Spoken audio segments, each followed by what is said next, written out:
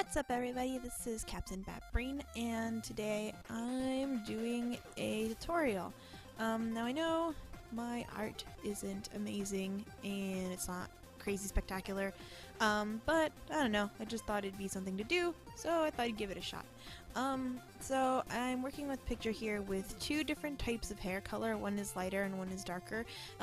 So first thing I do is over here in the settings, obviously I have the hair separated from everything else because that's how I draw. You're welcome to have however many layers of stuff you want. I choose to have 5 million different layers of everything.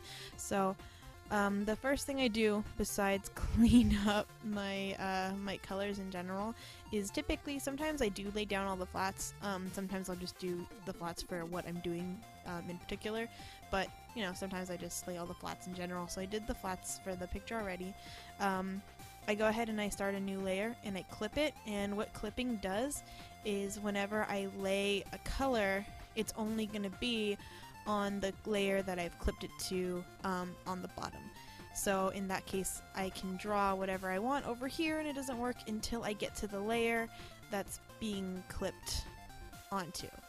So erase that. I set my mode to multiply, and what that'll do is that I'll just take whatever color I'm using and overlay it. So this is the exact same color that's on the hair. What it does, it just overlays it on top of this color that's already there, so it makes it appear darker even though it's the same color. It's because it's overlaying. So what I typically do is I go ahead and I take their color, I go down the color wheel, and I take a non-saturated color that's still down the color wheel, and I set my stabilizer. I usually set it just so I can get a cleaner line, and then I start laying down pretty much strands. So I mean, I don't really have a set way. I know this is like the worst the worst tutorial ever because I don't have much of a tutorial. I don't have a set way of what I know what's in shadow and what's in dark. Typically what I like to do is beforehand I even start coloring, I take just a random color, I go a layer above everything, and then I set exactly where I want all of my light to come from. So I think I want the light to come from this particular area, blue sun. And that way I can keep in mind exactly what where my light's coming from, and it helps me. This is not something I'm like, oh, everyone should do this. This just helps me in particular because I'll forget exactly where my light is coming from. So with that in mind, you just kind of go under everything. Now it might look like a lot of shade right now, but you are gonna have layers if you do it my way. But anyway, this is just what I do. I do end up putting layers and layers of shading, so it may look like a lot, but it's because this is only the first layer, so there is gonna be it's gonna seem like lighter. So when I get everything shaded that I like, I go in with the eraser tool and I highlight stuff in a sense. So the best way to describe exactly what I'm doing, this is all introductory stuff, so if you know all this before, I'm really sorry I'm going over this like I'm your art teacher, but bear with me. So when you see a ball, of sorts, typically the shading, if the light is coming from this way, the shading's all gonna be right here. But you do have a bit of light, mostly because of mostly because of contrast between two colors. Not two colors. I'm trying to think of the best way to say it. It's because of the contrast in light. So typically when there's something on an object, it's going to cast a shadow that's darker than whatever shadow it's having inside of it. So it does have a reflective surface, so I mean light is bouncing back in here and it's gonna be lighter than whatever it's sitting upon and like in the shadow that it casts. The reason being, contrast light, I guess is the best way to describe it. I realize I sound so crazy and stupid, but I promise I went to art classes. I just kind of totally don't remember anything they were saying, apparently. I remember how to do it, I just don't remember how to describe it. Typically do is go in, eraser tool, and then lighten the darker parts, because even though it's supposedly the darkest part, I mean, there's still an inner glow, because it's not going to be darker than the shadow it casts. So, I mean, if you want a better a better way to describe it, like, I would look it up. This is just, like I said, like, I've never taught anything before, but, you know, I thought I'd try a tutorial. Now what I do, is I shade just a bit of it. I usually take off my stabilizer, I go into shade. These are my shading presets.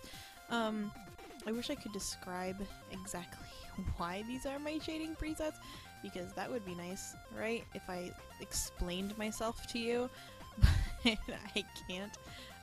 These are just what works. So I know density is basically how hard the color is. So this is density at 100. This is density at 56. So you can see the difference. It's just how much you press to get a full color. So typically I like to put it down just a tad, and there's really no there's really no set way that I have that can describe exactly what I'm shading and what I'm not. It's just pretty much whatever looks good to you. Typically I like to do the ends that like hit something, and anything that I just feels like needs to be smoothed out. So now when you're done with that, here's like hue and saturation tools. This just kind of helps, in my opinion, get exactly the color you want. So typically I like to start off lighter and then go dark and dark and dark. So now what I do, now that I have all of my shades down, is I go into my tools for the layer. I hit preserve opacity, and what that does, which is really awesome, is now that this layer has been set, this shading layer that's clipped to the hair layer, if you put in the preserve opacity, it only draws on the shading layer. So once you gotta really be happy with where you placed your shades before you do this step. I like to go with 1 to 2 to 3 layers. So I mean, if you are like, I like how this looks now, you're more than welcome to stop. I'm just gonna add in 1 more layer. So next thing I'm gonna do is something I like to call cheating. Basically, it's gonna help blend all of this together. So what you want to do is right above your shading layer, new layer, clip tool, and that will actually just go over everything that's on this bottom piece right here. So what I do is I hit multiply, and what that's going to do, again, is going to overlay this color. So it's not like completely opaque, it's like a blue overlaid on a yellow. And I'm going to go in here, pick a color that I like. I try to not saturate it so much. And then you're free to use whatever tool you want to. I like to use sorry. I like to use my airbrush tool, and I just kind of go over everything very lightly. So it just kind of gives the illusion that there's more shading than there actually is, because we're lazy. And then with that done, sometimes what I like to do is hit it with another color, something that is out of the ordinary, because what it'll do is it'll give it like a depth of color. Locked it. It'll give it a slight depth of color, so that way it just kind of, it's not all just one note. I mean, feel free to do this, feel free not to do this. It's just something that I do every once in a while. Just because I like the way it looks. And if you don't like whatever color you overlaid, feel free to go into Hue and Saturation tool and play with it until you find something that you like. I think I'm going to go with a pinkish. Just because of the dress. Something like that. That's pretty. So last but not least, luminosity. Luminosity is going to highlight everything and make it a lot brighter and a lot lighter than it really is. So, even if you get like the darkest yellow, it's going to come out like that. And so you want to be very careful with this tool, unless you're, you know, weird. Not weird. Unless you're like, you want to draw some magical girl stuff. That's when I go crazy on this tool. When I'm doing typical hair, I just kind of lay down some brush strokes. I go in with my shading tool, and which is basically just a brush. I forgot to mention that.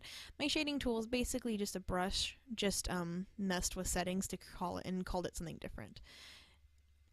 And it just kind of gives it that luminous, you know, Japanese anime doki doki feel. I sometimes hit the back a little bit because there would still be a slight glow. And then the side. I mean, if you're really good at shading and shadows, which I am not, you can just hit everything that the light would hit, but, you know, that's more skill than I'm capable of showing. So yeah, that's your basic hair.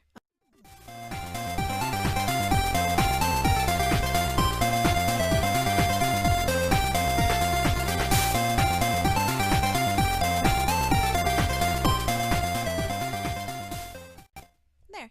So that's my basic hair. So hopefully you like it. Let me know. If you do, maybe I'll do some more tutorials where I really sound like I don't know what I'm talking about. Next, I am thinking about doing eyes. Because I don't know, I like my eyes. I like the way I do eyes. So, if you would like that, let me know, and I will see you soon.